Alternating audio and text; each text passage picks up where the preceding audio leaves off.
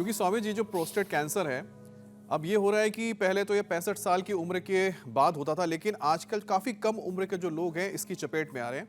और एक जो लेटेस्ट स्टडी आई उसके मुताबिक तो बताया जा रहा है कि पिछले 30 साल में 50 साल से कम उम्र के लोगों में ये बीमारी करीब करीब 80% तक पहुंच गई। 79% है लेकिन 80% ही पकड़ लेते हैं। और स्वामी जी प्रोस्टेट की जो परेशानी है वो कैंसर जैसे खतरनाक स्टेज पर ना पहुंचे, जिसका जिक्र आप कर रहे थे, उसके लिए कुछ और क्या सावधानी बरत सकते हैं? एक तो मंडूकासन योग मुद्रासन के साथ साथ, अब जैसे मैंने कहा ना, आसन के साथ प्राणायाम, प्राणायाम के साथ ध्यान। राम रसायन है। राम रसायन तुमरे पासा सदा रहो रघुपति के दासा। फिर राम कृपा नासई सब रोग। राम नाम औषध भी है, राम राम रसायन भी है। राम की भक्ति में शक्ति भी है। राम का, कृष्ण का, हनुमान का, शिव का जप करते हुए, ध्यान करते हुए, नाम औषध, और फिर साथ में योगासन, प्राणायाम और ध्यान। अब उसको राम को, खुदा, अल्लाह, ऑलमाइटी गॉड, भगवान परमात्मा कहो, बात एक ही है। मंडूकासन, योग मुद्रासन, अर्धमत्स्येंद्रासन, वक्रासन, गोमुखासन करते हुए मैं इसलिए इन बातों को कह रहा हूं। अंदर की कमजोरी जो है, पौष्टिक आहार, पौष्टिक विचार। आज मैंने एक बहुत बड़ा तत्व कहा। पौष्टिक आहार के बारे में तो बहुत कुछ बातें होती हैं, उसमें न्यूट्रिशन, माइक्रोन्यूट्रिएंट्स, मिनरल्स, विटामिन्स, छोटे छोटे घटक हैं आहार के, उनके बारे में बात है। विचार के भी छोटे छोटे घटक है, भक्ति, प्रेम, करुणा, वात्सल्य, सौहार्द। ये जो खींचातानी चलती रहती है ना, सूर्य नमस्कार के नाम पर, योग के नाम पर, सनातन धर्म के नाम पर, अपनी पूर्वजों की विरासत के नाम पर सियासत होती रहती है। इस सब से बचना चाहिए सभी दलों को। मैं इसमें समान रूप से बिना किसी भेदभाव के कहना चाहूँगा कि भाई जो है, अब सबको एक बात पर सहमति रखनी चाहिए। कॉमन मिनिमम प्रोग्राम देश में होना चाहिए। योग है, आयुर्वेद है, और ऐसे ही अपने पुरखों की जो पूरी ज्ञान परंपरा है वो हमारी साझी विरासत है।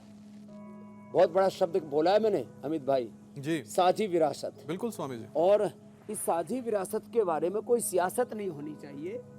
और भाई आयुर्वेद की जड़ी बूटी हमारे ऋषि मुनियों ने बताई, यूनानी औषधियाँ हमारे इस्लाम भाइयों जो है, इस्लाम हकीमों ने बताई, इस्लाम के हकीमों ने, तो हम तो प्रयोग करते हैं। स्वामी जी, मैं इसमें एक बार हकीमों की बताई आपका भी जिक्र करना चाहता हूँ, उसको भी रेस्पेक्ट देते हैं।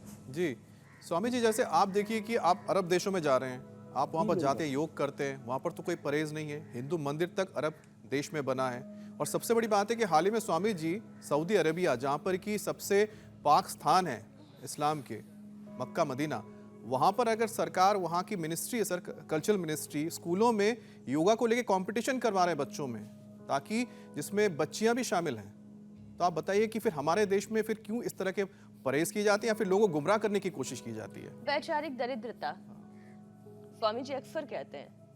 इसमें बस वैचारिक दरिद्रता, कुपोषण मैं बोल रहा था ना, एक शारीरिक कुपोषण, ये वैचारिक कुपोषण के शिकार हैं।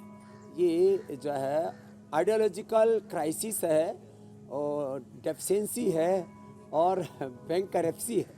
ये वैचारिक दरिद्रता कहो, वैचारिक कुपोषण कहो, विचारों में विभ्रांति कहो, वहम कहो, कुछ भी बोलो उसके लिए, या थोड़ा कठोर शब्दों में बोले तो ये intellectual and religious terror and terrorism कुछ लोग फैलाना चाहते हैं। ये अच्छी बात नहीं है। तो देखो, इनसे बचना चाहिए और सबको योग करना चाहिए।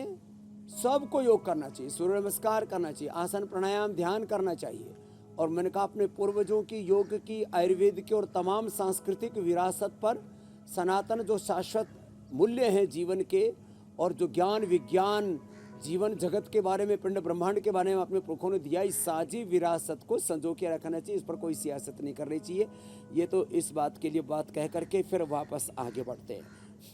तो ये चलेगा, अभी 2024 है ना तो जब तक ये राजयोग वाला कार्यक्रम चलेगा तब तक योग पर भी हर कोई जो है, हम अभी तस्वीरें दिखा रहे हैं स्वामी जी मंदिर की, लेकिन बहुत ही धन्यवाद खूबसूरत स्वामी जी मंदिर की तस्वीरें दिखा रहे हैं स्वामी जी आबू धाबी की। आप बताइए, आबू धाबी इस्लामिक कंट्री है, वहाँ पर मंदिर है, वहाँ पर भी लोग योग को ले रहे हैं, अपने जीवन में अपना रहे हैं। सऊदी अरब में अपना रहे हैं, तो मुझे समझ में नहीं आता जिसका और जिक्र आप कर रहे हैं। वहाँ की जो रॉयल फैमिली है उसके व्यक्ति मैं उनसे हुआ मिला था। जी। वहाँ के जो कल्चरल मिनिस्टर हैं और जो रॉयल परिवार के फैमिली के मेंबर हैं, मैं उनसे मिला था पिछले दिनों, वो खुद आए थे उसमें। मतलब कि जो है, अरे मुसलमान मंदिर में जा रहे हैं अपने इस्लामिक कंट्रीज के अंदर, जहाँ मैंने कहा था कि ओम और गायत्री मंत्र पर बोलने तक पाबंदी थी, और ये तो एक ही दिखा रहे हो। कल जो है मैं देख रहा था, सभी देशों में अब मंदिरों के लिए दरवाजे खोल दिए गए हैं। अब एक नई दुनिया में हम प्रवेश कर रहे हैं। कहाँ हम पता नहीं कौन से युग में जी रहे हैं। ये नफरत की बातें, ये घृणा की बातें, एक दूसरे से वैर मनस्य की बातों को छोड़ करके 3 बातों को अपनाना पड़ेगा: oneness, coexistence and harmony, brotherhood. यही वसुधैव कुटुंबकम जिसको कल मोदी जी खोद रहे थे, उकेर रहे थे एक पत्थर के ऊपर, ये तो अब सार्वभौमिक सत्य हो चुका है। और ये जो प्रमुख स्वामी जी महाराज, जो BAPS के संस्थापक हैं, महंत स्वामी जी महाराज, स्वामीनारायण संप्रदाय के जितने भी साधु संत महात्मा हैं, इनके साथ भी हमारा एक गहरा आत्मीय भाव है। और हम तो भारत सहित पूरे विश्व की सभी गुरु परंपरा संप्रदाय परंपराओं को आदर करते हैं। हमने तो अनादर किसी का सीखा ही नहीं। हम तो सारे जड़ चेतन इस पूरे अस्तित्व में एक ही ब्रह्म के रूप को, ओम सर्वम खलु इदम ब्रह्म वासुदेवा सर्वम ईशवास्यमिदम सर्वम, सिया राम मैं सब जगह जाने करो प्रणाम, जोड़ी जुग पाने की संस्कृति के, प्रकृति के उपासक है। और मूल प्रकृति, मूल संस्कृति तो सबकी एक ही है। और अलग अलग कालखंडों में जो अलग अलग, चाहे वो मजहबी परंपराएं हैं, चाहे वो अलग अलग कालखंड में राजनीतिक, सामाजिक, आर्थिक, वैचारिक परंपराएं, उन सबका परस्पर आदर होना चाहिए सही बातों का। और ये यही वैश्विक 21वीं सदी के इस ज्ञान विज्ञान युग के का तगाजा है मेरे भाई।